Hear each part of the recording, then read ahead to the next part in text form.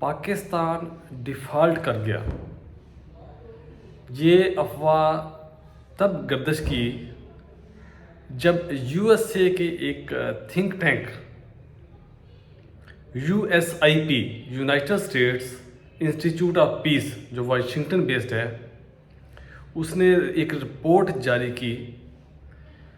उस रिपोर्ट में उन्होंने मेंशन किया कि पाकिस्तान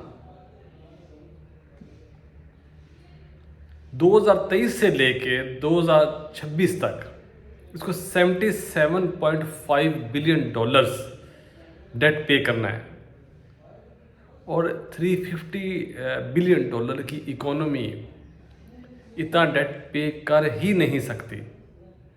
लिहाजा ये अबाउट टू डिफ़ॉल्ट है। उस रिपोर्ट में उन्होंने ये भी जिक्र किया कि गवर्नमेंट ऑफ पाकिस्तान आईएमएफ से $1.1 बिलियन की पेमेंट के लिए जनवरी से लगी हुई है, और जो कि $6.5 बिलियन बेल आउट पैकेज का एक पार्ट था, जो कि प्रीवियसली जब इमरान खान की गवर्नमेंट को ख़त्म किया गया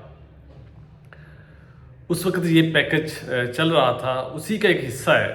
और उसी के साथ लिंक है जो अदर कंट्रीज़ की तरफ से गवर्नमेंट ऑफ पाकिस्तान को जो हेल्प एक्सपेक्टेड है। अगर ये आईएमएफ की इंस्टॉलमेंट हो जाती है, यहाँ से पैकेज मिल जाता है, तो बाकी कंट्रीज़ भी hopefully possibly helping hand amounts release कर देंगे।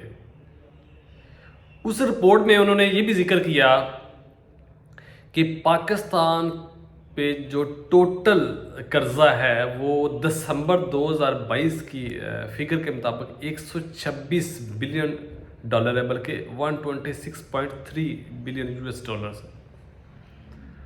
और उनको भी उन्होंने बताया कि 4 उसकी कैटेगरीज हैं। मल्टीलैटरल डेट है, दूसरा पेरिस क्लब डेट है, तीसरा प्राइवेट एंड कमर्शियल लोन्स है, चौथा चाइनीज़ डेट है। फिर उन्होंने जिक्र किया कि जून 23 से लेके जून 26 तक government of Pakistan has to repay $77.5 billion ji, $77.5 Arab government of Pakistan को पे करना पड़ेगा कर्जा उतारने के लिए। और ये $350 बिलियन की इकोनॉमी पॉसिबल ही नहीं है कि ये पे कर पाए। फिर उन्होंने जिक्र किया the major repayments are due इन जून, जब $1 बिलियन की जो पेमेंट है वो चाइनीज़ SAFE डिपॉजिट से है, और एक रफली जो है $1.4 बिलियन ही पेमेंट ड्यू हो जाएगी चाइनीज़ कमर्शियल लोन की। बात यही नहीं ख़त्म हुई, फिर उन्होंने नेक्स्ट ईयर का जिक्र किया कि नेक्स्ट ईयर में डेट सर्विसिंग यानी डेट को जो पे ऑफ करने के बारे में जो पेमेंटें हैं जो ड्यू हो जाएगी, जो गवर्नमेंट ऑफ पाकिस्तान को पे करना पड़ेगी, वो $25 बिलियन यानी $25 अरब हैं। अगले साल का इतना बड़ा चैलेंज सामने वो लेता है, जिसमें $4 billion Chinese safe deposits SAFE safe deposits हैं, $3 बिलियन सऊदी डिपॉजिट्स हैं, $2 बिलियन UAE डिपॉजिट्स हैं, $1 billion repayment on A euro bond in the fourth quarter है, और $1.1 billion of long term commercial loans to Chinese banks. बात next year पे ही ख़त्म नहीं हुई, फिर उसके बाद जो फॉलोइंग ईयर होएगा यानी 2025 से 2026 वाला जो फाइनेंशियल ईयर है, उसमें $23 बिलियन $23 अरब मज़ीद और ड्यू हो जाएंगे पे करने वाले।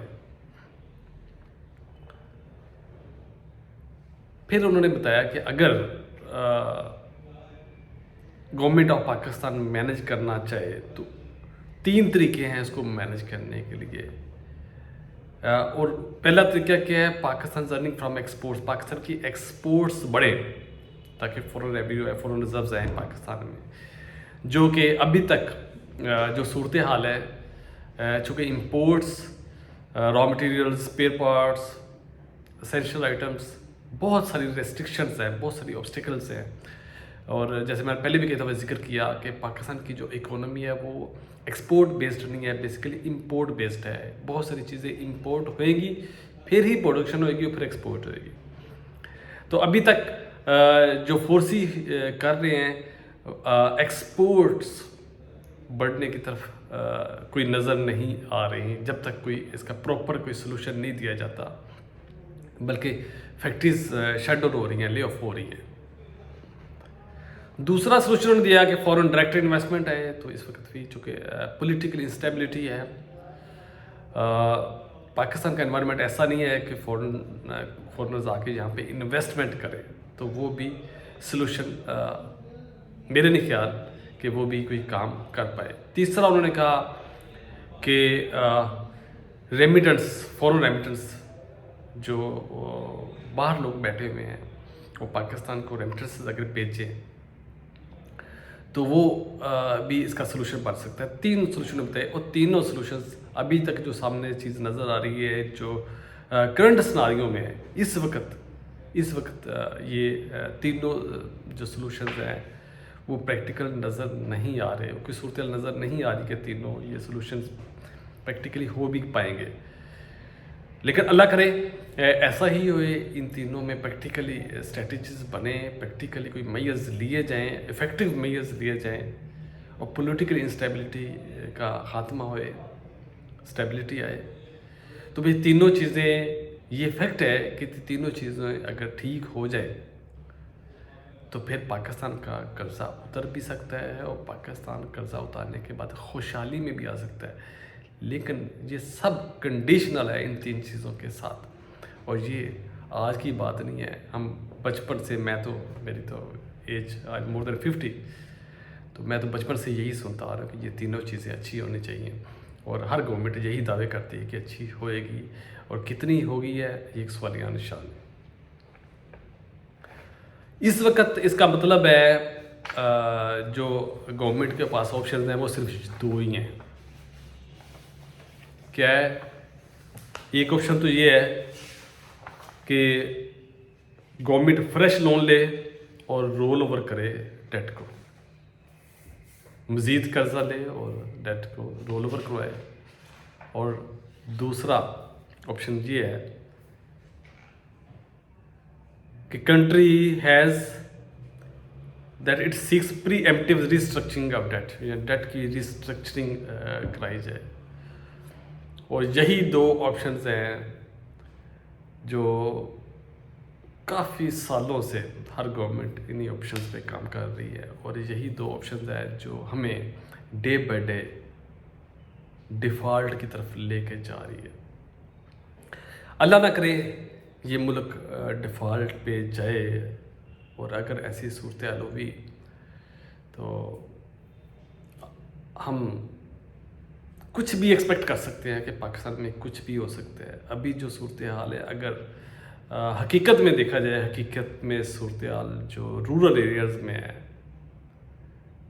جو بیکورڈ ایریاز میں ہے، اس صورتحال کو دیکھا جائے تو پھر کچھ بھی ایکسپیکٹ کیا جا سکتا ہے کہ ڈیفالٹ ہو گیا تو پاکستان میں کیا ہوگا. میری دعا ہے کہ تمام جو ذمہ داران ہیں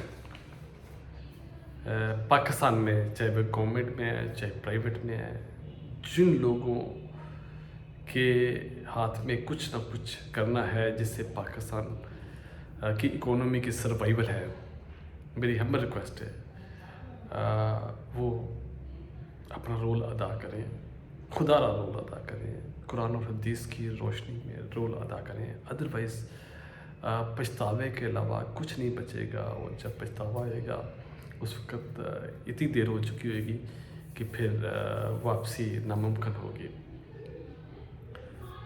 یہ وہ چیزیں ہیں، میرا فرض تھا، میں حقائق سامنے رکھ رہا تھا، لیکن یہ وہ چیزیں ہیں جو ہر انسان کو نظر آ رہی ہیں، یہ ہو رہی ہیں، ہونے جا رہی ہیں. میری دعائیں اللہ پاک کی ذات جو ذمہ داران ہیں، جو کوئی بھی ہیں، سب کو نیکی کی ہدایت دے، اور وہ اپنے ضمیر کو حاضر کرتے ہوئے، ضمیر جہاں پہ ان کا سیٹسفائی ہو رہا ہے قرآن اور حدیث کی روشنی میں، وہ اپنا جو ڈیو رول ہے، جو ان پہ فرض عائد ہوتا ہے، وہ اس پہ عمل کریں، اور پاکستان میں جو حالات ہیں وہ ٹھیک ہوئیں، اور ہر انسان جو آج کا جو ذہنی کشمکش کا شکار ہوئے ہوئے لوگ سکون کی طرف آئیں۔ اللہ کرے ایسا ہی ہوئے۔ اپنا بہت سارا خیال رکھیے گا۔ پاکستان زندہ باد۔